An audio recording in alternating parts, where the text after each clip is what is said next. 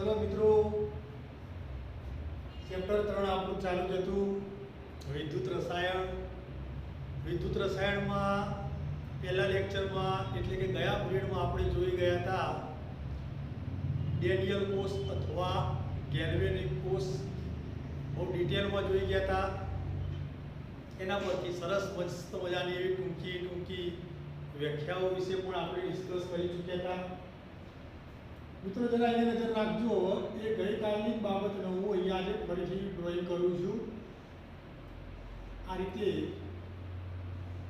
બે બીકરો હતા, એમાં ડાબી બાજુનું બીકર હતું, એમાં ઝીંકની પટ્ટી મૂકી હતી, દ્રાવણ ભરેલું હતું ZnSO4નું દ્રાવણ ભર્યું હતું. આ બાજુ કોપરની પટ્ટી મૂકી હતી, Cu ની પટ્ટી, CuSO4નું દ્રાવણ ભર્યું હતું, CuSO4નું દ્રાવણ. બંને પટ્ટી એટલે કે ઝીંકની પટ્ટી અને કોપરની પટ્ટીને તાંબાના તારથી જોડ્યું હતું. વચ્ચે ગેલિયોમીટર ગોઠવ્યું હતું. ઇલેક્ટ્રોનનો પ્રવાહ ઝીંકની પટ્ટીથી કોપરની પટ્ટી તરફ જતો હતો. બરાબર વિચારો. બંને બીકરમાં ભરેલા દ્રાવણોમાં ડબોળેલી કાચની ઊંધાયું આકારની નળી પણ ગોઠવી હતી, જેને આપણે કહેતા હતા સાર્ક સેતુ, સોલ્ટ બ્રિજ. ક્લિયર? અને એમાં પણ દ્રાવણ ભરેલું હતું એમોનિયમ નાઇટ્રેટનું NH4NO3 નું દ્રાવણ ભર્યું. બરાબર છે? પણ મિત્રો હવે દર વખત આવી રીતના બીકરોનું ડ્રોઈંગ કરવાનું, પટ્ટીનું ડ્રોઈંગ કરવાનું, આ ક્યાં સુધી ચાલશે? હવે આને સાંકેતિક ભાષામાં લખવું જરૂરી છે. તો મિત્રો આ થઈ હવે બાબત જે આપણી ચાલે છે એ વિદ્યુત રાસાયણિક કોષનું સાંકેતિક સ્વરૂપ ચાલે છે. સાંકેતિક સ્વરૂપ ચાલે છે. આપણો પોઈન્ટ આ ચાલે છે મિત્રો. આ બાબત તો ગઈકાલની હતી, પણ દર વખત આ રીતે મારે હવે આ ડાબી બાજુ બીકર, આ જમણી બાજુ બીકર, આ અડધો કોષ, આ અડધો કોષ, એટલે આ બધા ડખા પંચર નહીં કરવાના ભાઈ. સીધી વાત કરવાની છે કે કોષનું સાંકેતિક સ્વરૂપ મારે દર્શાવવાનું છે. તો 1 મિનિટ માટે જરા હજુ આની આખી પ્રક્રિયા કઈ રીતે થતી જરા એ હું તમને બતાવી કાઢું. તો Zn ની પટ્ટી હતી, તો Zn ની પટ્ટી આ શું હતી મિત્ર? Zn ની પટ્ટી અથવા વિદ્યુત ધ્રુવ. તો Zn માંથી શું થતો તો Zn+2 થતો તો. બરાબર યાદ કરો. Zn માંથી થતો તો Zn+2. બે ઇલેક્ટ્રોન મુક્ત થતા હતા. ઇલેક્ટ્રોન મુક્ત થવાની ઘટના એટલે ઓક્સિડેશન. ઓક્સિડેશન જે જગ્યાએ થાય એને કહેતા હતા એનોડ. હાકના ચલો આને બે ઇલેક્ટ્રોન રિલીઝ કર્યા. Zn ની પટ્ટીને બે ઇલેક્ટ્રોન ફરતા આયા કોપરની પટ્ટી બાજુ. કોપરની પટ્ટી બાજુ આયા કે નહીં? કોપરની પટ્ટી બાજુ આયા તો એના જે બીકરમાં પટ્ટી મૂકી હતી એ બીકરમાં CuSO4 નું દ્રાવણ હતું. CuSO4 નું દ્રાવણ એટલે અંદર Cu+2 હોય કે ના હોય? એટલે હા કે ના? હા, Cu+2, SO4-2. તો આ Cu+2 ને બે ઇલેક્ટ્રોન લીધા. આલવા વાળો હોય કે લેવા વાળો હોય. તો એને બે ઇલેક્ટ્રોન લીધા, બનાવી કાઢ્યો Cu સોલિડ. ઇલેક્ટ્રોન લેવાની ઘટના રિડક્શનની પ્રક્રિયા જ્યાં થાય એને કહેવાય કેથોડ. Cu+2 આયન અવસ્થામાં હતો એટલે એક્વિયસ, એમાંથી બનાવ્યું Cu સોલિડ. Zn પહેલા હતો સોલિડ, એમાંથી એ આયન વાળી અવસ્થામાં ગઈ ગયું એટલે એક્વિયસ. અને આ તમારી સંપૂર્ણ સેલ રિએક્શન એટલે કે કોષ પ્રક્રિયા થઈ. હવે તો Zn Cu+2 gives that Zn+2 plus Cu solid. આ aqueous. આ aqueous અને આ solid.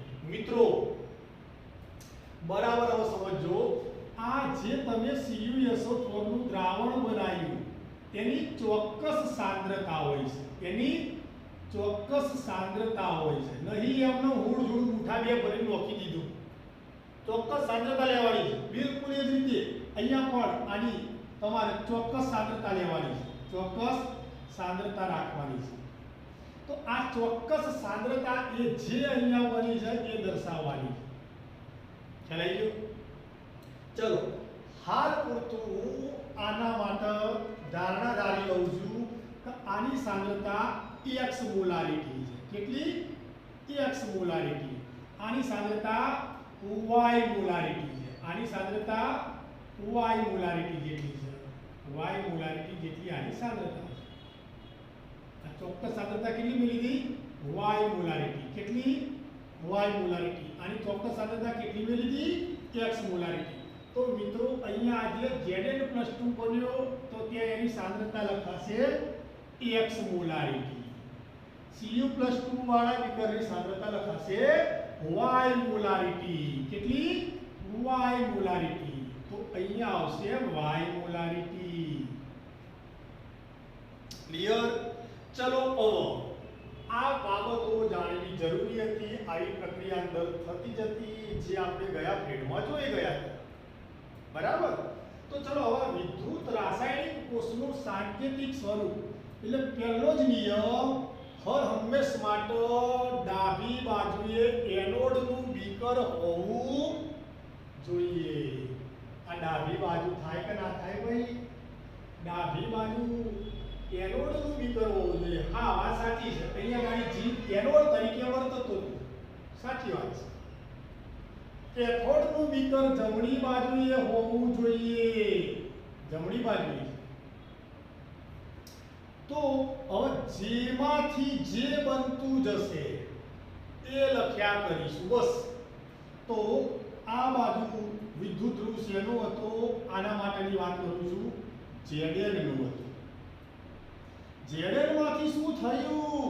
Zn+2 થતો તો કે નહીં અંદર? Zn+2 થતો તો કે નહીં? સમીકરણ જોઈ શકો છો.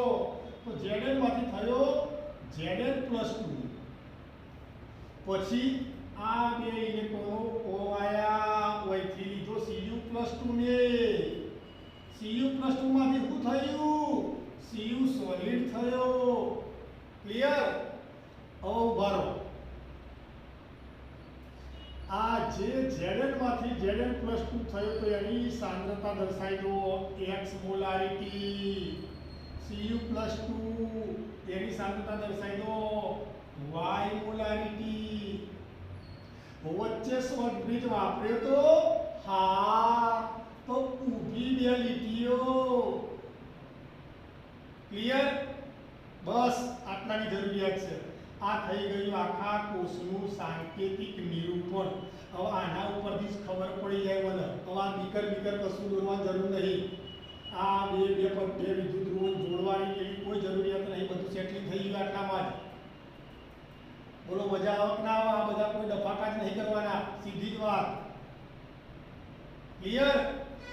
હવે આના પરથી ખબર પડી જાય છે કે Zn માંથી બને છે Zn+2.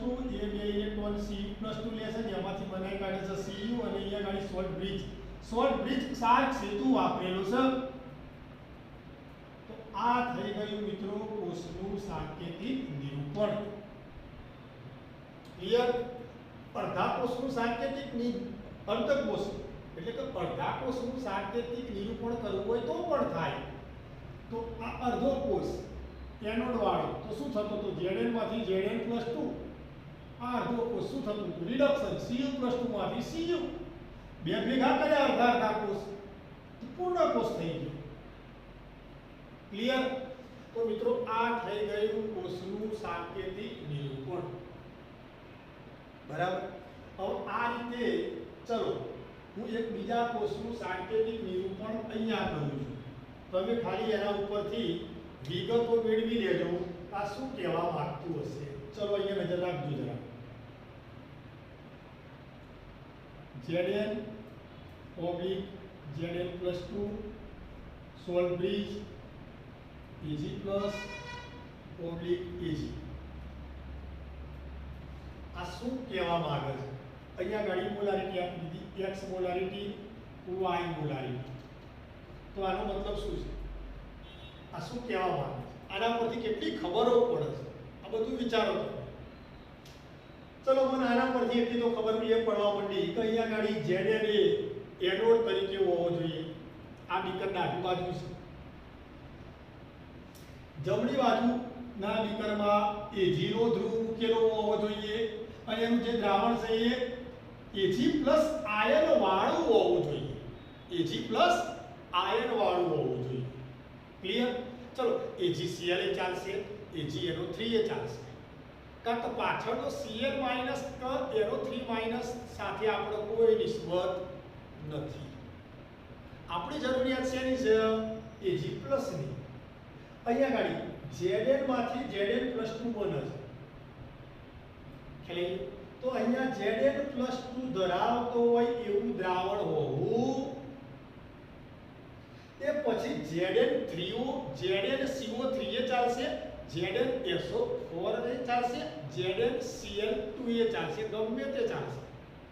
તું તારા ભાઈ જે તારા જોડે દ્રાવણ હોય તું તાર લઈને આય, અંદર ખાલી Zn+2 હાજર હોવો જોઈએ, બસ. તો ચલો એક ખબર પડી ગઈ કે અહીંયા ડાબી બાજુના એનોડ વાળા બીકરમાં એનોડ તરીકે Zn વિદ્યુત ધ્રુવ કાર્ય કરશે, કેથોડ તરીકે Ag નો વિદ્યુત ધ્રુવ કાર્ય કરશે. બંને બીકરો વચ્ચે વિદ્યુતીય રીતે તટસ્થતા જળવાય એ માટે સોલ્ટ બ્રિજની ગોઠવણી કરી છે. ક્લિયર? હવે આના પરથી હું એવું કહું તમને કે આમાં થતી પ્રક્રિયાઓ તમે લખો તો લખવાની કશું ના થાય. આ રહ્યું આ એનોડ તરીકે તો એનોડ ઉપર શું થશે? એનોડ ઉપર શું થશે એ લખીએ. તો Zn માંથી થાય છે Zn+2 x મોલારિટી અને 2 ઇલેક્ટ્રોન મુક્ત થઈ ગયા. અહીંયા તો દેખાય છે Ag પ્લસ, અલ્યા ભાઈ પણ અહીંયા આને 2 ઇલેક્ટ્રોન મોકલ્યા આ બાજુ, તો Ag પ્લસ એક શું કરવા લખાશે? આને 2 ઇલેક્ટ્રોન મોકલ્યા તો 2 Ag આઈ એક લઈ લેશે. 2 Ag પ્લસ આઈ એક ઇલેક્ટ્રોન લે કે ના લે? તો 2 Ag પ્લસ ને 2 ઇલેક્ટ્રોન લીધા અને બનાવી કાઢ્યો 2 Ag સોલિડ. Ag પ્લસ વાળાની સાંદ્રતા કેટલી હતી? y molarity. તો ઇલેક્ટ્રોન લેવાનું કામ કર્યું ક્યાં થાય? કેથોડ ઉપર. કઈ પ્રક્રિયા? રિડક્શનની. તો આની સમગ્ર કોષ પ્રક્રિયા લખી શકાય. તો સમગ્ર કોષ પ્રક્રિયા થઈ ગઈ Zn સોલિડ વત્તા 2 Ag પ્લસ. ઇલેક્ટ્રોન લખવાની જરૂર નહીં, બે સામે હતા, ઉડાડી માર્યા. Zn+2 x મોલારિટી વત્તા 2 Ag સોલિડ. કોઈ જગ્યાએ બીકરો દોર્યા જ નહીં. આ હારું અડધું પાટિયું દોડ પાટિયું ભરી લો. શું કરવાનું ભાઈ? ટૂંકમાં પતાય કરો. સાંકેતિક નિરૂપણ. ખ્યાલ આવી ગયો ખરા? આ થઈ ગયું સાંકેતિક. સ્ક્રીનશોટ લઈ લો આખાનો અને હવે આવા સાંકેતિક નિરૂપણો તમે જાતે બનાવ્યા કરો. પણ હાલ ના બનાવતા. હજુ તમને એ ખબર નહીં કે કઈ ધાતુ એનોડ હશે, કઈ ધાતુ કેથોડ હશે, એ હજુ હાલ ખબર નથી. એટલે હમણાં થોડા અધીરા ના થતા થોડું જપો. ખ્યાલ આવી તો પહેલાં થોડા એક કંઈક પગથિયું ઉપર ચડીશું. ઉચકા નહીં મારવા. પહેલાં આટલાનો સ્ક્રીનશોટ લઈ લો.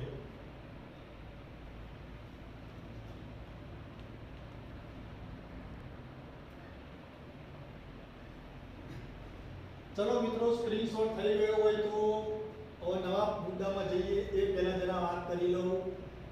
આ Zn ની પટ્ટી અને Cu ની પટ્ટી અથવા સળિયો શું છે? આવે શું? વિદ્યુત ધ્રુવ. આ એનોડ, આ કેથોડ. પણ મૂળ બંનેનું કોમન નામ કયું? વિદ્યુત ધ્રુવ. ઇલેક્ટ્રોડ.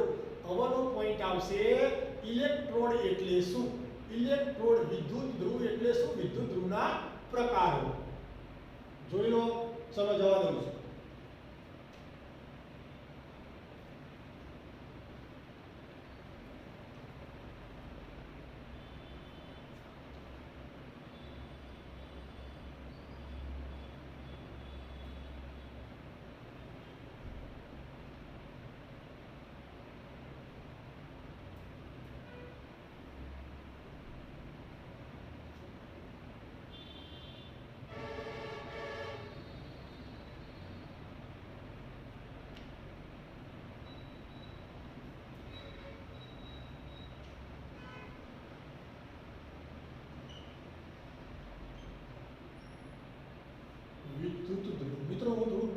ચલાવું છું, આ બધું પાઠ્યપુસ્તકમાં નથી આપેલું, છતાં પણ ચલાવું છું કારણ કે જાણવું ખૂબ જરૂરી છે. વિદ્યુત ધ્રુવના મુખ્યત્વે વ્યાખ્યા તો તમને ખ્યાલ જ છે, ગઈકાલની વ્યાખ્યા જોઈ ગયા હતા. વિદ્યુત રાસાયણિક કોષોમાં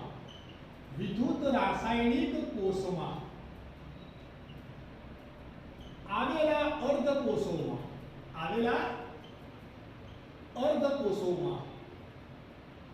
ભરેલા દ્રાવણમાં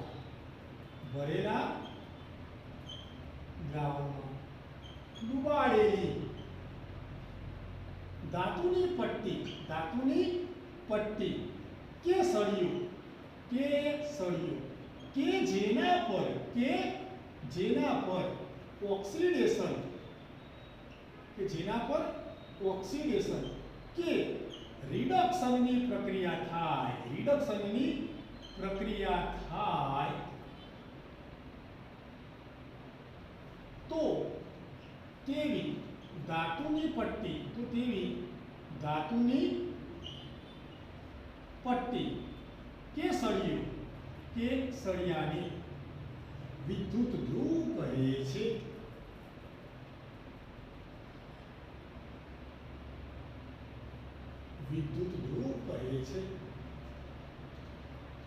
મિત્રો, વિદ્યુત ધ્રુવના પ્રકારો 3 રહેશે. વિદ્યુત ધ્રુવના 3 પ્રકારો પાડીશું. એક સક્રિય વિદ્યુત ધ્રુવ. વિદ્યુત ધ્રુવના 3 પ્રકારો પાડીશું. સક્રિય વિદ્યુત ધ્રુવ,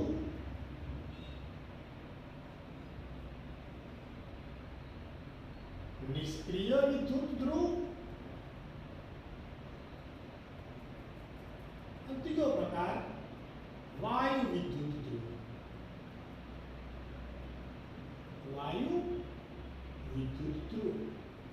પહેલો પ્રકાર સક્રિય વિદ્યુત ધ્રુવ, બીજો પ્રકાર નિષ્ક્રિય વિદ્યુત ધ્રુવ, ત્રીજો પ્રકાર વાયુ વિદ્યુત ધ્રુવ.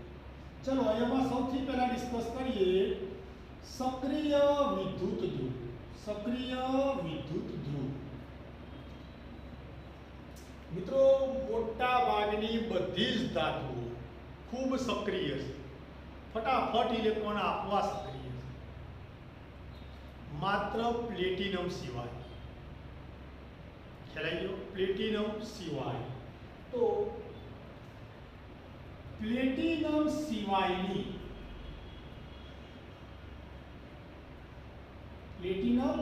સિવાયની મોટા ભાગની બધી જ ધાતુઓના સળિયા કે પટ્ટી એ સક્રિય વિદ્યુત ધ્રુવ તરીકે ઓળખાય છે. મિત્રો, આ સક્રિય વિદ્યુત ધ્રુવ સક્રિય કેમ શબ્દ વાપર્યો? સક્રિય શબ્દ કેમ વાપર્યો? કારણ કે પોતે જ ઇલેક્ટ્રોન આપશે. ખ્યાલ આવી ગયો? એ પોતે જ ઇલેક્ટ્રોન દાન કરશે પોતાના પરમાણુમાંથી જ, પોતે જ એક્ટિવ છે. ખ્યાલ આવી ગયો? અહીંયા ઇલેક્ટ્રોન નું દાન કે ઇલેક્ટ્રોન મેળવવાની પ્રક્રિયા આ વિદ્યુત ધ્રુવ પોતે જ અનુભવે છે, સ્વયં કરે છે અથવા અનુભવે છે. મિત્રો, બરાબર પોઈન્ટ સમજો, ખાસ ઉતાવળ ના કરો. સક્રિય વિદ્યુત ધ્રુવ તો પ્લેટિનમનો ખાલી અપવાદ રાખો, એ સિવાયની મોટા ભાગની બધી જ ધાતુઓના સળિયા કે પટ્ટી એ સક્રિય વિદ્યુત ધ્રુવ છે. સક્રિય શબ્દ એટલા માટે વાપર્યો કે એ ઇલેક્ટ્રોનનું દાન કરતો હોય અથવા તો સ્વીકારતો હોય તો એ પોતે જ સ્વયં પ્રક્રિયા અનુભવશે. દાખલા તરીકે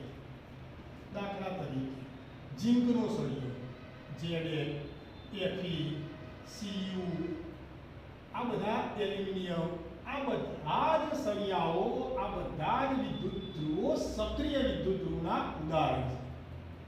ક્લિયર? ચલો હવે નિષ્ક્રિયની વાત કરીએ. નિષ્ક્રિય વિદ્યુત ધ્રુવ. નામ ઉપરથી જ ખબર પડે છે નિષ્ક્રિય છે, પોતે એક્ટિવ નથી. એટલે પોતે સ્વયં રીતે ઇલેક્ટ્રોનનું દાન નહીં કરી શકે. બરાબર. અને આના પહેલા તો ઉદાહરણમાં જોઈ લઈએ. ઉદાહરણ તો એક તો પ્લેટિનમનો સળિયો, પ્લેટિનમનો સળિયો, સ્ટીલનો સળિયો, સ્ટીલનો સળિયો, ગ્રેફાઇટનો સળિયો, ગ્રેફાઇટનો સળિયો. ગ્રેફાઇટની જગ્યાએ બીજો શબ્દ પ્રયોગ કરું તો ચાલો, કાર્બનનો સળિયો. એટલે આપણે કાર્બન શું છે, ગ્રેફાઇટ શું છે, તો કે કાર્બનનું સ્વરૂપ જ છે. એકના એક જ મિનિંગ થઈ ગયો. તો મિત્રો પ્લેટિનમનો સળિયો, સ્ટીલનો સળિયો, ગ્રેફાઇટનો સળિયો આ બધા નિષ્ક્રિય છે. આ બધા નિષ્ક્રિય છે. ઓકે ઇલેક્ટ્રોન આલ્યા હોય તો એ આગળ રિલીઝ કરશે પણ પોતાના કર નહીં. આ સક્રિય અને નિષ્ક્રિયમાં કેટલો ડિફરન્સ હું તમને સમજાવું. પહેલા માની લો કે મારા મિત્રનું ઘર હોય અને મારા મેરેજની કંકોત્રી હું જ આપવા જાઉં, મારા મેરેજની કંકોત્રી હું જ આપવા જાઉં, તો નિરસ થઈ થોડો કહેવાનું લો લગ્નની કંકોત્રી છે આવજો, એવું થોડું કહેવાનું. કેવા ઉડાડા મારી જઈએ છે કેવા, લો ભાઈ લગન છે આપણે આવજો હો કે, અને પાછા રાસ ગરબામાં તો હાજરી પુરાવાની છે, ગાવાનું છે, કરી ઠલીને આવજો. કેમ? હું પોતે જ ગયો હતો, હું પોતે જ એક્ટિવ હતો, મને મેં કંકોત્રી આવી. હવે એ કંકોત્રી મેં by post, by courier through મોકલાવી હોય ટપાલી મારફતે, તો ટપાલી લઈને કહેવાનું છે લગનમાં આવજો હોય તો પકાવીનો લગન છે આમ. અરે ભાઈ પકાવીના લગન છે પણ તારે શું છે? એ કે ખરા ઉલડી ઉલડી કે ખરા. એ ટપાલ નિષ્ક્રિય છે, કુરિયર વાળો નિષ્ક્રિય છે. પહેલે તો માત્ર કંકોત્રી ચાલી દેવાની છે, લે ભાઈ આ તારું માલ સામાન આવે તો પકડ, સહી કરી મને છૂટો કર. ખ્યાલ એ નિષ્ક્રિય છે. એ માત્ર આગળથી જે સમાચાર આવ્યા હોય એ રિલીઝ કરી દેશે. ક્લિયર? એટલે આ બધા જ વિદ્યુત ધ્રુવો એ પ્રકારના છે. માત્ર આગળથી ઇલેક્ટ્રોન આવ્યા, બરાબર ઉભા રહો. ક્યાંથી આવ્યા? આગળથી ઇલેક્ટ્રોન આવ્યા. અને ચોથી આગળથી, એટલે આગળથી ઇલેક્ટ્રોન કોને આવ્યા? યસ, બેટરીની આવ્યા. આગળથી ઇલેક્ટ્રોન બેટરીની આવ્યા. એટલે બેટરીને ઇલેક્ટ્રોન આવ્યા એટલે આપણે ઇલેક્ટ્રોનને આગળ રિલીઝ કરી દીધા દ્રાવણમાં. એટલે આનો ઉપયોગ થશે ખાસ, આનો ઉપયોગ મિત્રો થશે ખાસ વિદ્યુત વિભાજન કોષમાં. વિદ્યુત વિભાજન કોષમાં આનો ઉપયોગ થાય ખાસ. કારણ કે એમાં બેટરી લગાવવાની છે. બેટરી લગાવી તો એ ઇલેક્ટ્રોનો રિલીઝ કરવા માટે પ્લેટિનમનો સળિયો, સ્ટીલનો સળિયો, કાર્બનનો સળિયો જોશે કે જે માત્ર ઇલેક્ટ્રોનનું વહન કરશે. બેટરીમાંથી આયા એને વહન કર્યું, એને પોતાનું કશું પોતાનું આલ્યું નહીં. ક્લિયર? તો આ થઈ ગયા નિષ્ક્રિય વિદ્યુત ધ્રુવો. તો અહીંયા લખી શકાય તો પ્લેટિનમનો સળિયો, સ્ટીલનો સળિયો, ગ્રેફાઇટનો અથવા કાર્બનનો સળિયો આવી બધા જે સળિયાઓ છે અથવા જે નિષ્ક્રિય વિદ્યુત તરીકે ઓળખાશે. હવે એ પોતે શું કરશે? ઇલેક્ટ્રોનને માત્ર સપ્લાય કરશે. પોતે ઇલેક્ટ્રોન મેળવતા નથી કે પોતે ઇલેક્ટ્રોન દાન નથી કરતા, પોતે સ્વયંભૂ રીતે પ્રક્રિયા નથી કરતા, માત્ર ઇલેક્ટ્રોનનું વહન કરશે. માત્ર ઇલેક્ટ્રોનના વહન માટે જ ખાસ શબ્દ આવ્યો. ઇલેક્ટ્રોનના વહન માટે જ ભૂમિકા ભજવે છે, ભૂમિકા ભજવે છે. ટપાલી જેવા, કુરિયર વાળા જેવા. સુખદ પ્રસંગ હોય કે મરણનો પ્રસંગ હોય, માત્ર ટપાલ આવી છૂટા, એને તો નાચવાનું પ્રોવાનું આવ્યું. ક્લિયર? અને આ પોતે જ કલાકાર, પોતે જ હાજર છે, સક્રિય વિદ્યુત. ક્લિયર? ચલો હવે આના પછી આવશે મિત્રો વાયુ વિદ્યુત ધ્રુવ. વાયુ વિદ્યુત ધ્રુવ, હાઇડ્રોજન વાયુનું વિદ્યુત ધ્રુવ. બરાબર સમજવા જેવું. ચલો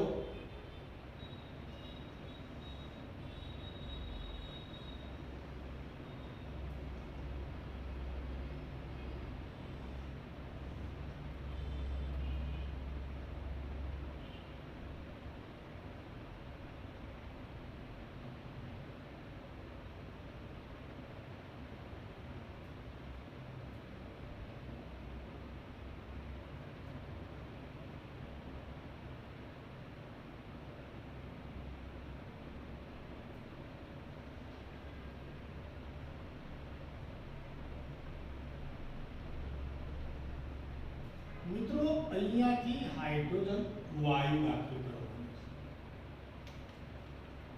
આ કાચની એક નળી છે, પ્લેટિનમની પટ્ટી છે. આ પ્લેટિનમની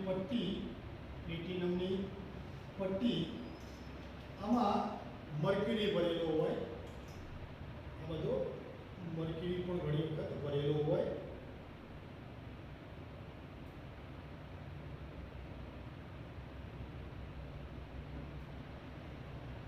મિત્રો આને જે બીકરમાં મૂકવામાં આવશે એ બીકરમાં H+ આયન હાજર હોવો જ જોઈએ. પહેલી જરૂરિયાત.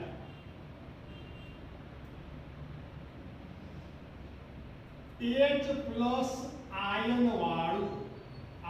વાળું દ્રાવણ. H+ આયન વાળું દ્રાવણ. પછી તમે HCl લેશો તો એ ચાલશે. પૂછતાના સાહેબ HNO3 લેવાય. વળી પાછું બીજું કે સાહેબ H2SO4 ચાલે. અલે ભાઈ ચાલે જ ને યાર. H+ છે બધું ચાલે. HCl ચાલે, HNO3 ચાલે, H2SO4 ચાલે. હજુ બીજા જે મનમાં છે બસ મનમાં જ રાખો, બધું ચાલે. H+ હોવો જોઈએ બસ. H+ આયન વાળું દ્રાવણ અહીંયા હાજર રાખવાનું છે. ચલો હવે હાઇડ્રોજન માટેની વાત કરી દઉં તો મિત્રો હાઇડ્રોજનની વાત થોડીક ડિટેલમાં અહીંયા પહેલા જોઈએ. હાઇડ્રોજનની વાત થોડીક ડિટેલમાં અહીંયા જોઈએ તો હાઇડ્રોજનનો પરમાણુ ક્રમાંક 1. હા કના એટલે હાઇડ્રોજનનો પરમાણુ ક્રમાંક હા 1 બરાબર છે. હવે એની ઇલેક્ટ્રોન રચના લખી 1. વિશ્વમાં આવેલા બધા જ તત્વો અપવાદ સમૂહ 18 સિવાયના helium, neon, argon, krypton, xenon, radon આ સિવાયના તત્વો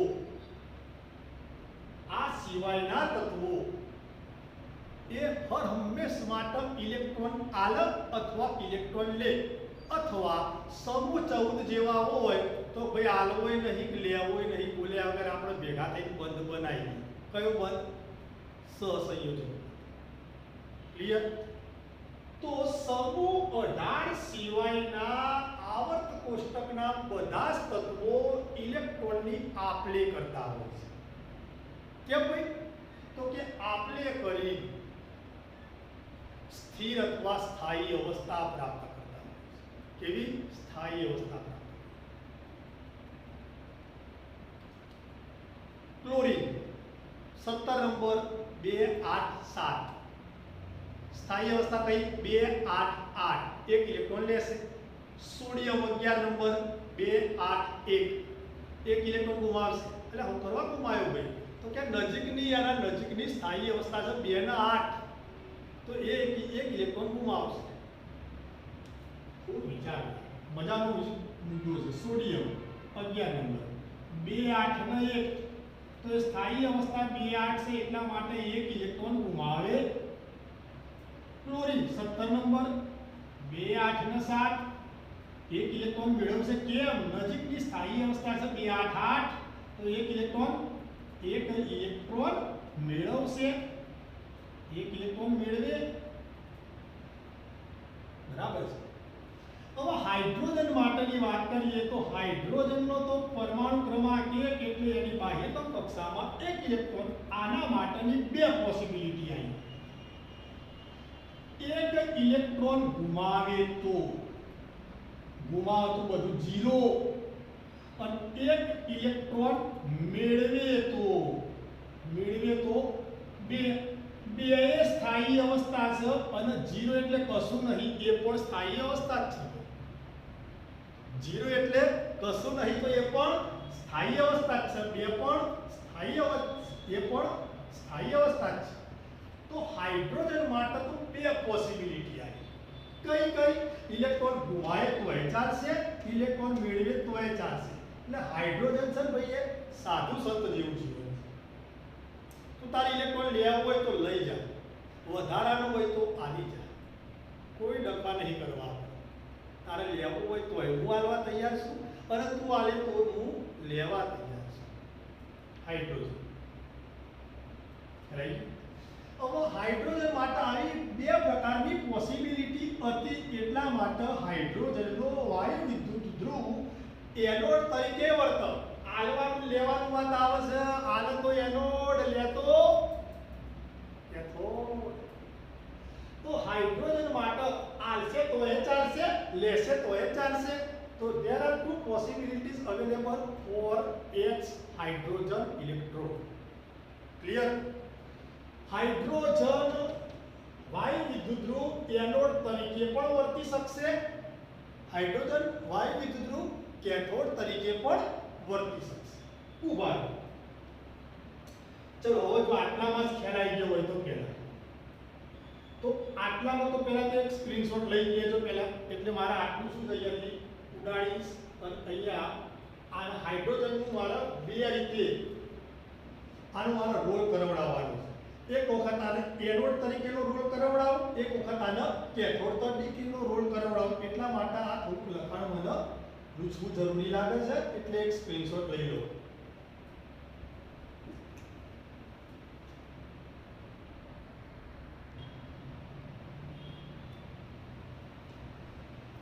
ચલો મિત્રો, સ્ક્રીનશોટ લેવાઈ ગયો હોય તો આ જવા દઉં છું. મારા વાયુ વિદ્યુત ધ્રુવમાં હાઇડ્રોજનનું કામ હતું. આનો મારે બે રીતે રોલ કરાવડાવવાનો છે, એક હીરોઈ બનાવવાનો છે અને એક વિલની બનાવવાનો છે. એટલે આનો મારે એનોડ તરીકે ઉપયોગ કરવો છે અને કેથોડ તરીકે ઉપયોગ કરવો છે. તો આ જવા દઉં છું. બરાબર?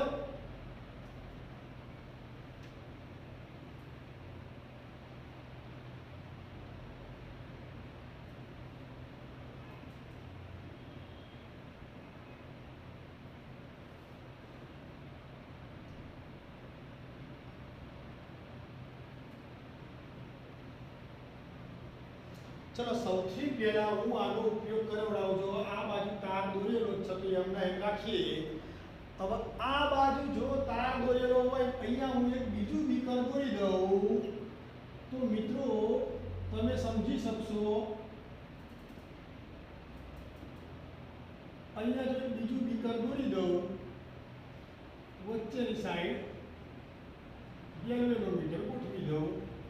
અહીંયા વિદ્યુતીય તટસ્થતા જાળવવા સોલ્ટ બ્રિજ ગોઠવી દીધો. યસ, ચલો. તો મિત્રો તમે સમજી શકશો, જો આ હાઇડ્રોજન એનોડ હોય તો અહીંયા મારે આ લેવું પડે Cu ની પટ્ટી. મેં દ્રાવણ ભર્યું, CuSO પરનું દ્રાવણ, અને અહીંયા ગાડી લખી દઉં H+ સાંદ્રતા વાળું દ્રાવણ. H+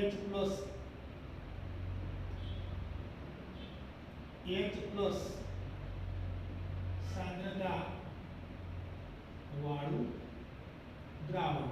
હવે એમાં તમે HCl પણ લેશો તો ચાલશે, HNO3 લેશો તો પણ ચાલશે, અને H2SO4 લેશો તો પણ, અરે ગમે તે લો યાર, H+ હાજર હોવો જોઈએ.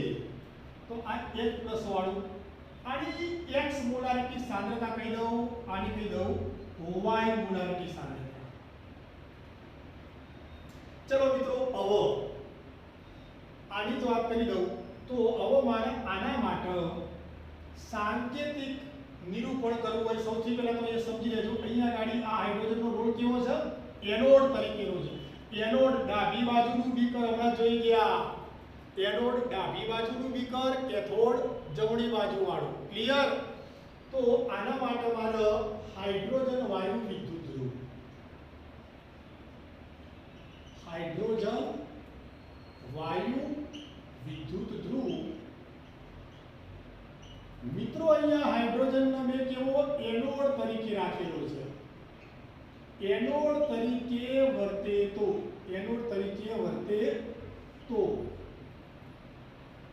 ચલો હવે મેં એને એનોડ તરીકે વર્તાવ્યો છે તો મારે અહીંયાથી હાઇડ્રોજન વાયુ દાખલ કરવો પડશે. હાઇડ્રોજન વાયુ દાખલ કરવો પડશે.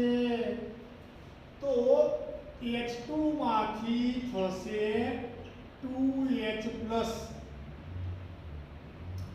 આ H2 હાઇડ્રોજન વાયુ અહીંયા આવ્યો, અહીંયા આવ્યો, અહીંયા આવ્યો, અને અહીંયાથી થઈ જશે H2 માંથી થઈ જશે 2H+ અને બે ઇલેક્ટ્રોન મુક્ત થશે અને જે H+ છૂટો પડ્યો એ H+ આ ગ્લાસ મેમ્બ્રેન છે આ શું છે મિત્રો ગ્લાસ મેમ્બ્રેન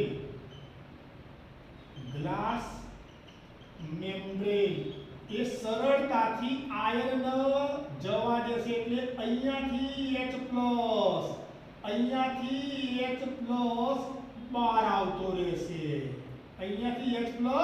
બહાર આવતો રહેશે તો H2 માંથી બનાવ્યો 2H+ બે ઇલેક્ટ્રોનને મુક્ત કર્યા ઇલેક્ટ્રોન મુક્ત થઈ જાય તો ઘટના થઈ જાય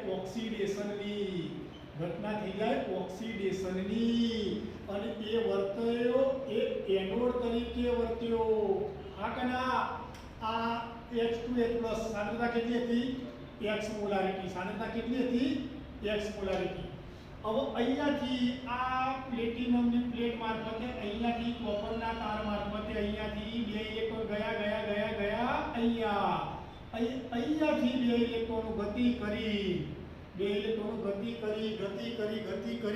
એજ ઇટ ઇઝ એ સીધા જતા રહેશે કેથોડ બાજુ બે ઇલેક્ટ્રોન ગતિ કરી ક્યાં ગયા કેથોડ બાજુ શું હતો Cu+2 અંદર હતો નહીં દ્રાવણ શેનું ભાઈ CuSO4 નું તો અંદર દ્રાવણમાં શું હોય Cu+2 હોય તો Cu+2 ને બે ઇલેક્ટ્રોન લીધા બનાવી કાઢ્યો Cu સોલિડ ઇલેક્ટ્રોન મેળવવાની ઘટના રિડક્શનની ઘટના તો એ જે જગ્યાએ થઈ એને કહીશું કેથોડ મારે સમગ્ર કોષ પ્રક્રિયા લખવી હોય તો લખી શકાય H2 Cu+2 gives that 2H+ Cu solid મિત્રો અહીંયા ગાડી Cu+2 ની જે સાંદ્રતા હતી y મોલારિટી એ મેળવશું ચલો હવે મારો કહેવાનો મતલબ શું છે હવે જો આ પોઝિશન હોય તો મારા આટલાને શું કહેવાય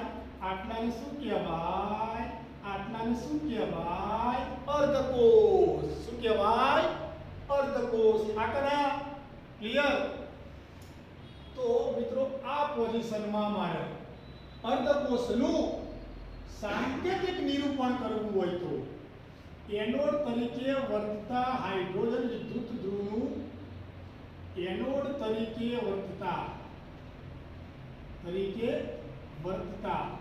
હાઇડ્રોજન વાયુ વિદ્યુત ધ્રુવનું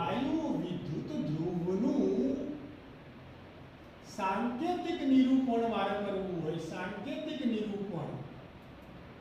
એટલા અર્ધકોષનું જ તો કરી શકાય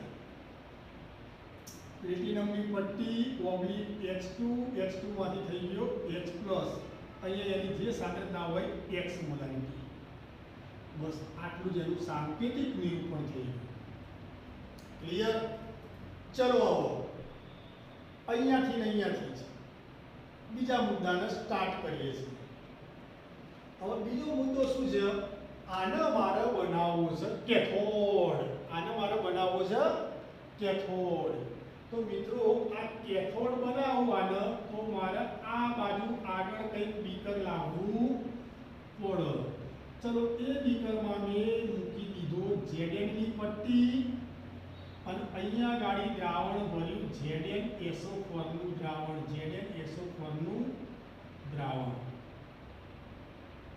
હવે આ ગેલ્વેનોમીટર ચલો તમે મિત્રો ગેલ્વેનોમીટરના તીરની દિશા જોશો તો એ ખબર પડશે કે તીર આ ઊભું છે ના આ બાજુ દોડેલું છે તીર તો ઇલેક્ટ્રોન ગતિ કરી આમ જાય છે અહીંયા પણ જરા જોઈ લો આના હોય તો આ બાજુ છે તો મિત્રો ઇલેક્ટ્રોન ગતિ કરી આ બાજુ જશે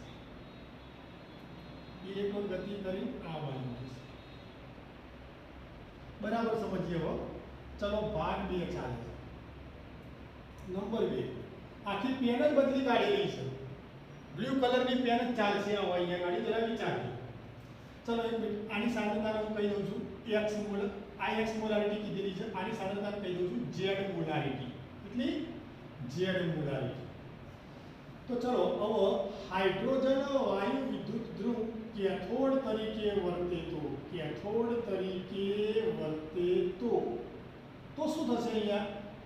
સૌથી પહેલા તો આ Zn ને 2 ઇલેક્ટ્રોન આપ્યા તો થઈ ગયું Zn+2. એનોડ ઉપર શું થશે?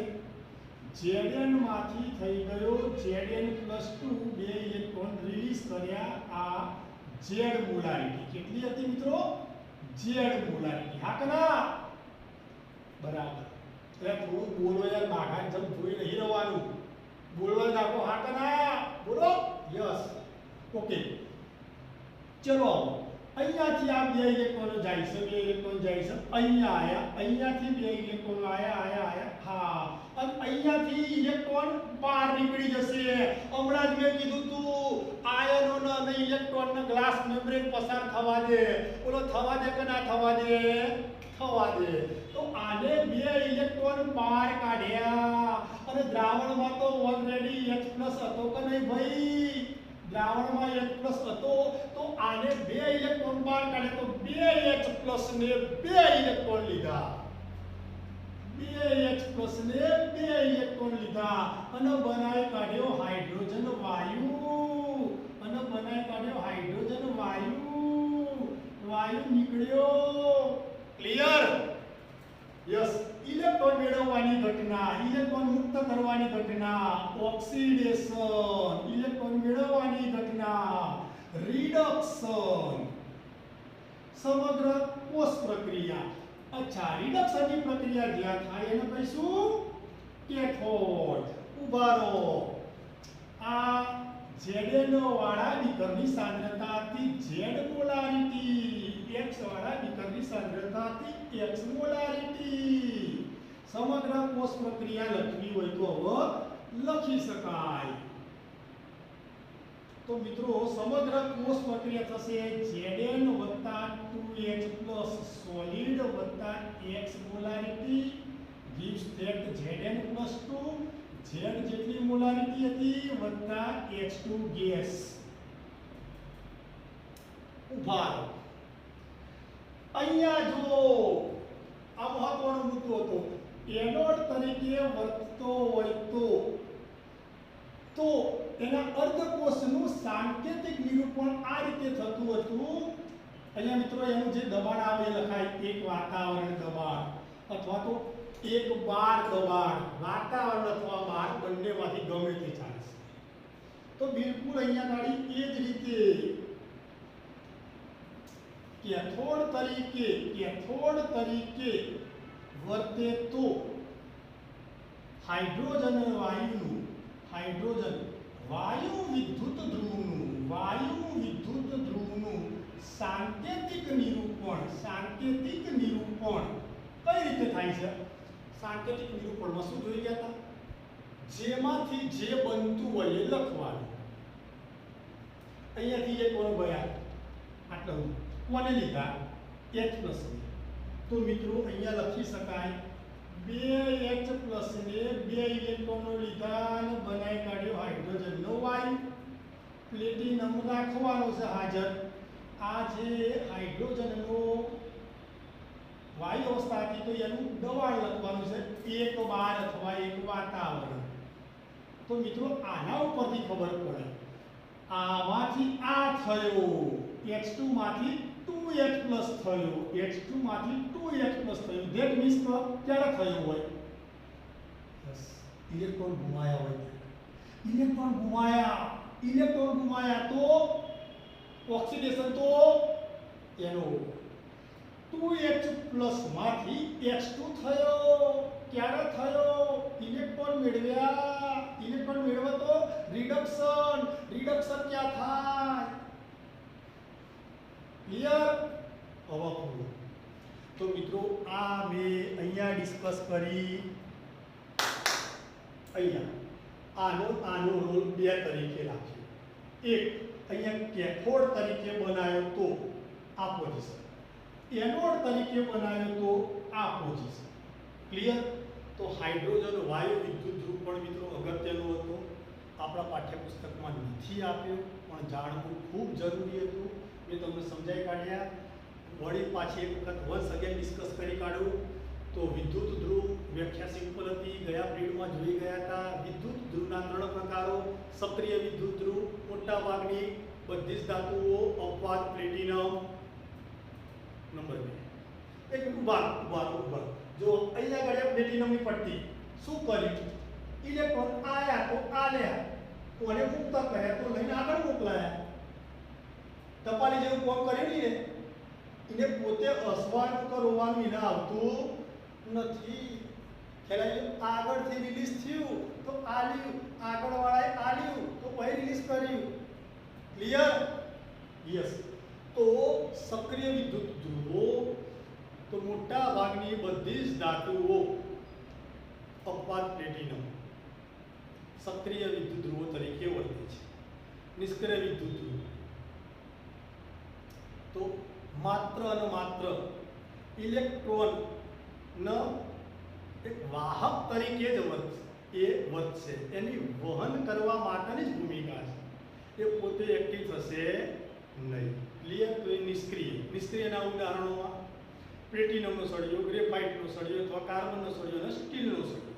અને ત્રીજા નંબરનો મુદ્દો આવતો તો એ વાયુ વિદ્યુત ધ્રુવ ચલાવી કાઢે. મિત્રો, આવા વાયુ વિદ્યુત ધ્રુવ સામાન્ય રીતે 2 વપરાય છે: એક હાઇડ્રોજનનો વાયુ વિદ્યુત ધ્રુવ અને બીજો ક્લોરીનનો વાયુ વિદ્યુત ધ્રુવ. તો પાછા એવું ના કહેતા સાહેબ ક્લોરીનનો ભણવાનું, ના નહીં ભણવાનું. ખાસ મજા એ નહીં ભણવાનું, આપણે માત્ર હાઇડ્રોજનનો જ જોવાનું. તો જોઈ લીધો. ક્લિયર? હવે પાણીનો સ્ક્રીનશોટ આપો વ્યવસ્થિત. ઓકે?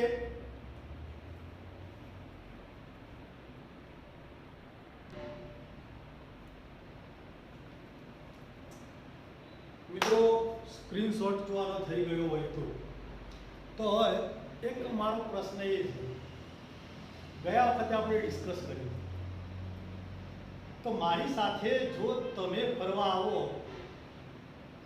તો બધા પૈસા મારા કાઢવાના થાય. ક્લિયર? તમારી સાથે તમારા મામાનો નાનો છોકરો ત્રીજામાં ભણતો ફરવા જાય તો બધા પૈસા તમારે કાઢવાના થાય. ચલો આપણા બંનેની વાત વિચારીએ તો આપણા સાથે જો ફરવા જઈએ તો પૈસા આપનાર હું રિલીઝ કરું છું, એટલે એનો હું, તમે પૈસા મેળવો છો, તમે કહેતો. ક્લિયર? તો અહીંયા તો એક સંદર્ભ હતો કે ભાઈ મારી સાપેક્ષમાં તમે સાથે જોડાયેલા છો તો નક્કી થઈ જાય કે હું એનો એટલે તમે કહેતો. તમારા સંદર્ભમાં તમારા મામાનો દીકરો જોડાયેલો છે તો નક્કી થઈ ગયું કે તમે એનોડ અને એ કેથોડ. કારણ કે તમારી સાપેક્ષમાં એ નાનો તો પૈસા તમારે કાઢવાના, તો એ નાનો એ તો એ લેવા વાળો, તો એ કેથોડ ને તમે એનોડ. પણ મિત્રો, હવે મારો પ્રશ્ન એ અહીંયાથી ઊભો થાય કે કોઈ સંદર્ભ જ ના હોય, કોઈ સાપેક્ષ જ ના હોય તો કઈ રીતે નક્કી કરી શકાય આ એક જ વિદ્યુત ધ્રુવ છે તો એ ઓક્સિડેશન અનુભવશે અથવા રિડક્શન અનુભવશે? શું અનુભવશે? ક્લિયર? નક્કી થાય? બસ એના માટે જોઈએ પાછળનું લેક્ચર. ક્લિયર? આટલા સુધી રાખીએ.